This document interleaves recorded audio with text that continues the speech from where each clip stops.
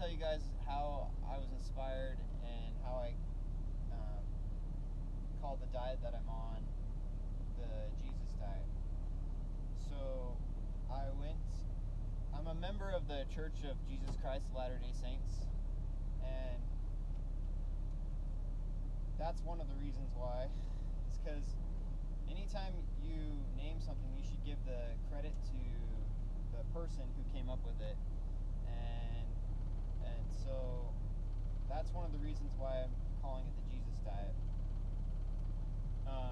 But here's how I kind of got the inspiration.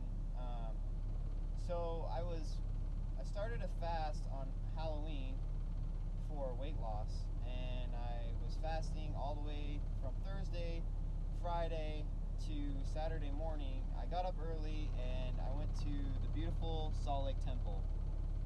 And at the beautiful Salt Lake Temple, it's just so gorgeous. There's like 6 spires that go up, and they're just beautiful. And I don't know if you haven't seen it, or if you haven't seen a picture of it, go check it out. You'll be in awe. And so I went to this Salt Lake Temple, which is actually going under renovation right now. And so as I went into the temple, if you haven't gone inside, it's beautiful on the inside as well. There will be an open house here in the future in the next 3 or 4 years, because it's right in the middle of a renovation. So anyways, back to the Salt Lake Temple. I was sitting in the temple and I was thinking about how beautiful the temple is on the outside and how beautiful the temple is on the inside. And I'm really into like diet and fitness, and I'm also into like self-help type stuff, and I'm always trying to find ways to improve. I think everybody is, most people at least, they're trying to find ways that they can improve and become better. And that's why I'm wanting to make this video is to improve myself and become better. And so back to the story. Because I like listen to self-help and stuff like that, I'm big into like exercise and getting healthy. And so a while back I did an exercise video. It's called Steve Uriah, and it's called let me remember the name. But Steve Uriah is the main guy in the that he's the trainer. And anyways, in his video he says, do you want to have the nicest house on the block? Well, guess what? Your body is your house. Your body is your house for your spirit.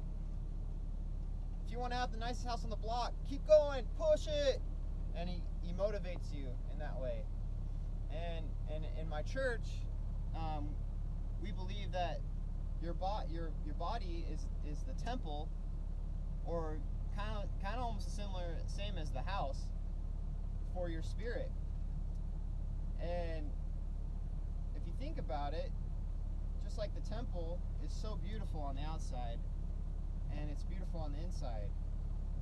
Well, when you're not healthy, you don't look beautiful on the outside, and you could look beautiful on the outside with makeup and all the products that we have, and you could be sick and not look beautiful on the inside.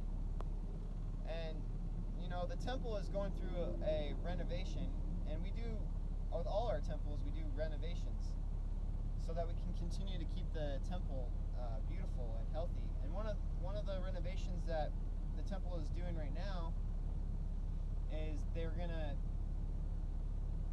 do seismic construction and do a lot of other stuff to continue to make it that beautiful temple. Well, if you think about it, just like the temple is doing that renovation, they're cleaning it out. They're gonna do seismic construction so that it makes the temple stronger, so that it can withstand earthquakes. the way that that applies in our life is in my church, we make a covenant with Christ. In the Church of Jesus Christ, every member of the church that is baptized into our church makes a covenant with Jesus Christ. And that covenant is to always remember him. 2, to take his name upon us. 3, and to keep his commandments. So, how does that apply to what I'm talking about? Okay, well, one, if we want to, as a member of the Church of Jesus Christ, if I want to do anything, I need to follow the example of Jesus Christ. How can I become like Jesus if I'm not following him? So we need to follow Jesus. And in my church we try to take her. So I basically need to become like Jesus. And the best way to do that is to follow everything he did. And so the perfect example that I can think of that's relating to what I was doing at the time, fasting, is what Jesus did. Now, am I doing the same extreme thing as Jesus did in his fast for 40 days and 40 nights? No, I'm not. Am I doing it for spiritual reasons? No, I'm not. But you can do it for spiritual reasons. You can do it for health, and you can do it for weight loss. There's all kinds of reasons you can do fasting for. I'm doing fasting for weight loss. So how do we do... so what did Christ do before he started his ministry? It says in the scriptures, before he started his 3-year ministry, the first thing he did was fast for 40 days and 40 nights. I mean, it's amazing, because Christ literally is the perfect example of health. Like, when Christ died on the cross, and if you watch any movie out there, have you ever seen a Jesus that wasn't ripped in any of the videos you watch about Jesus? He's shredded. He's got a 6-pack. You know, he looked beautiful on the outside. Even though he was all beat up on the cross, his body still, it was in great shape. He had a really good, beautiful temple in those videos. So, I mean, do we really know what Jesus looked like? Well, not exactly, but if you think about people that fast, a lot of the people that I know that fast, like other religions, Muslims, some of my friends that I know that do Ramadan, that fast, they fast for a whole month, and they only eat one meal in a day, and they don't do a wet fast, they do a dry fast, and they don't eat a meal. And so basically they're fasting all day until night. And a lot of my friends one of my friends that he does play soccer too, so I mean he does exercise, and that's a huge factor. But man, I've never seen a guy with a thinner waistline, and I think a lot of that attributes to, you know, he's exercising, and then one of the big factors is that he fasts as part of his religion, and I think that's a beautiful thing. Anyways, I'm getting off track about how I came up with the Jesus diet, or how I was inspired to call it the Jesus diet. But anyways, so Jesus, he's the perfect example. He's the God of the Old Testament, and he's also the God of the New Testament.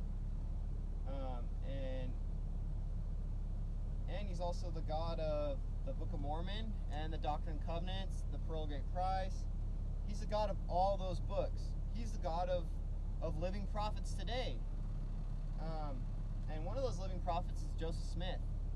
And he prayed to Heavenly Father in Christ's name and received revelation from Jesus. And that revelation is in the Doctrine and Covenants, section 89. In section 89 of the Doctrine and Covenants, it talks about fasting in a form. It talks about famine. Well, guess what? When you're in a famine, it's a lot like fasting. So it talks about eating meat as well, that you should eat meat sparingly, and only in times of winter and in times of famine. Well, when you're fasting, it's actually one of the best times to eat meat. When you break a fast, it's a good time to eat meat because you're basically putting your body in a famine. So, like when you have extra weight, why do people get fat, or why do they gain weight? Well, the reason why they gain weight is because they're preparing for a famine. They're saving up fat, they're saving up protein, they're saving all those things up for a famine. So, that's how I interpret why it's okay to eat meat when you're fasting, and in times of winter. So why do they say eat meat in the winter? Well, the reason why you say eat meat in the winter is because they could keep it preserved, and but in reality, you should eat more of a closer to a plant-based diet, and stick to that rule of eating meat sparingly, unless you're fasting or putting yourself in a famine, in a man-made famine. So that's what it talks about in Doctrine and Covenants section 89. That came from Jesus. And so I just wanted to put that out there and share that with you. And I'll give you more information about how I'm fasting, what different kinds of fasts I do. I recently did a 5-day wet fast, and now I'm just starting right now, since last night, doing a dry fast, and I'm doing it for weight loss. So, and I want to help others out there that are struggling with weight loss. I want to dispel a lot of the misnomers that you have to eat 3 meals a day, or that you have to have 6 meals a day. You got to have snack time, and what are those reasons why we've adapted snack time, why we've adapted 6 meals a day, and why it's just not necessary. Your body does not need it, guys. I'm telling you, your body doesn't need 6 meals a day. It doesn't need 3 meals a day. In the early 40s, people worked so hard all day that they would only eat 1 or 2 meals a day, because they were busy working on their farms, and then slowly, in the 50s and 60s, we started adopting the 3 meal a day thing, and it's just not necessary. We really are eating too much, and that's why would anybody want us to eat too much? Well, the reason why is these big corporate companies, they make more money when we eat more. And they put things in our food like salt, sugar, and fat that make us crave, that make us want to eat more. And salt, sugar, and fat, I mean, that's like, those individually, fat and sugar is not really that bad for you. But when you put sugar with it, it's really bad for you. When you put salt, when you eat a lot of sugar and salt, it dries out your blood, and clogs it, and then you add the fat in there, and the fat, first the sugar scrapes the walls of your arteries, and it gives the thing a place where fat can sit, and that's what's clogging all these arteries and causing all this heart disease. Is the main culprit is sugar, and we really do need to live a balanced, healthy diet. And a lot of the salt we eat today it's processed, it's bleached, it's got iodine in it. There's all these terrible things in salt, and you got to find a good salt. And is sugar bad? No, but they take it and they process it, and they turn it into something bad. And they strip all the fibers from it. They do it with bread. Basically, they put things in it like high fructose corn syrup. And if you think about bread, it's wheat. Well, wheat, it's fine, it's got fiber, but they strip the fiber from it, and then they basically, take the middle of it, and that's what they make the flour out of. It's called the cream of the crop, basically. And that's basically the sugar, which is in wheat, and that's what they make the bread out of. So, we need to realize that we don't need all the sugar, and it's okay to miss a meal or two. Sometimes it's okay to miss like a couple days of meals. And depending on your body type, if you've been, building for a famine, and you're really heavy and you got a lot of fat, well, guess what? It's time for you to go on to put yourself in a famine and fast, because you've been preparing for a famine. You've been storing all this food. You got food storage all on your body, and you need to let it go. And the way and the thing is, it's really hard on your body when you're heavy, when you have a lot of weight. Your knees hurt, your shins hurt. That's one of the reasons why I do these fasts and I'm into my health and diet, is because, man, I want to be able to run faster. I want to be able to do more pull-ups and more push-ups, because I want to have a lighter body. I don't want all this fat, pulling me down. And one of the ways you can do that is by fasting, so your knees don't hurt, and it's causing all these back pain and all this other problems. And we just need to let it go, and the way we let it go is by fasting, is by putting ourselves in a famine. So I want to keep talking more and more about this. I'm still learning more about this, and I'm gonna teach you guys as I learn more and more about this, and how what the benefits are of doing the Jesus diet. And I just want to help more and more people out there. I want to help them realize that there is a law of health, and we need to follow it. And if we want to, follow Christ, and follow His example, and truly follow His example, we need to also change the way we eat, and change the way we, and dispel all the lies out there about eating. And so I just want to get out to the truth and tell you the truth about food and about your body. And now there's going to be some people that are going to have a hard time fasting, like type 1 diabetes. That's going to be really hard for you to fast. Type 2 diabetes is, even people that have type 2 diabetes can fast, or people that are missing organs. There's going to be exceptions to the rule, but if you have faith, you can find a way to fast, and even with missing organs and all that, you can find a way to fast in your own way that's healthy for you. Now, I'm not a doctor or anything like that, so make sure you talk to your doctor about this stuff, and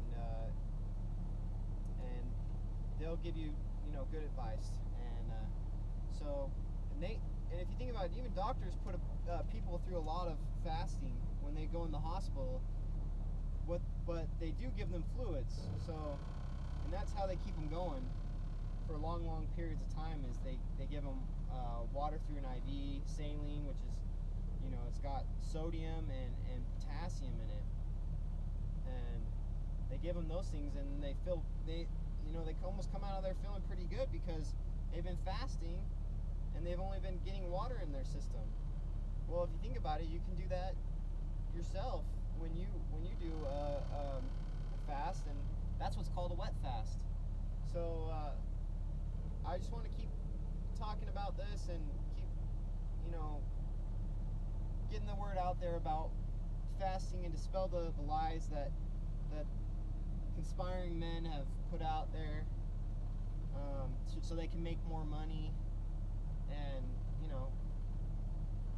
and just kind of get it out there that we don't need as much food as we're taking in. So thanks for listening, and subscribe and like this video, please, so you can support me and